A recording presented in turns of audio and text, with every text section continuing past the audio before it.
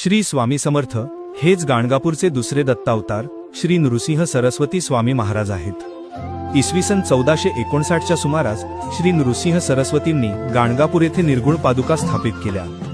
यानंतर ते शैलयात्रेच्या निमित्ताने श्रीशैल्य पर्वताजवळ असलेल्या कर्दळी वनात अदृश्य झाले।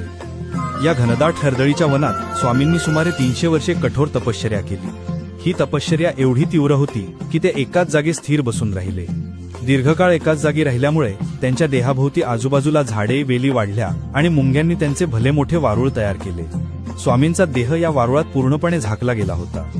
एकदा उद्धव नावाचा एक लाकूडतोड्या कर्दळी वनात लाकडे तोडण्यासाठी आला होता। तो तिथली झाडे आणि ते वारुळ तोडून जागा साफ करत होता। लाकडे तोडत असताना नकळतपणे त्याच्या कुऱ्हाडीचा प्रहार त्या वारुळावर बसला। कुऱ्हाड वारुळावर पडताच वारुळातून रक्ताची धार वाहू लागली। हे पाहून लाकूडतोड्या अतिशय भयभीत झाला। त्याच क्षणी वारुळातून श्री स्वामी समर्थ महाराज जागृत होऊन बाहेर आले। कुऱ्हाड लागल्यामुळे त्यांच्या मांडीला जखम झाली होती आणि रक्त वाहत होते।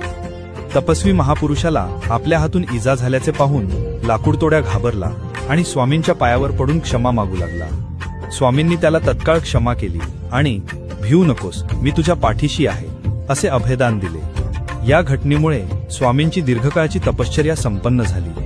आता त्यांनी लोकांमध्ये जाऊन भक्तांवर कृपा करण्याचे, त्यांना सन्मार्गाला लावण्याचे आणि लोककल्याणाचे कार्य करण्याचे ठरवले। त्यांनी श्रीशैलम येथून भारतभर भ्रमण केले आणि अनेक ठिकाणी लीला केल्या। शेवटी ते अक्कलकोट नगरीत आले आणि तेथे त्यांनी दीर्घकाळ वास्तव्य केले, ज्यामुळे त्यांना अक्कलकोटचे स्वामी म्हणून ओळख मिळाली। श्री स्वामी समर्थ।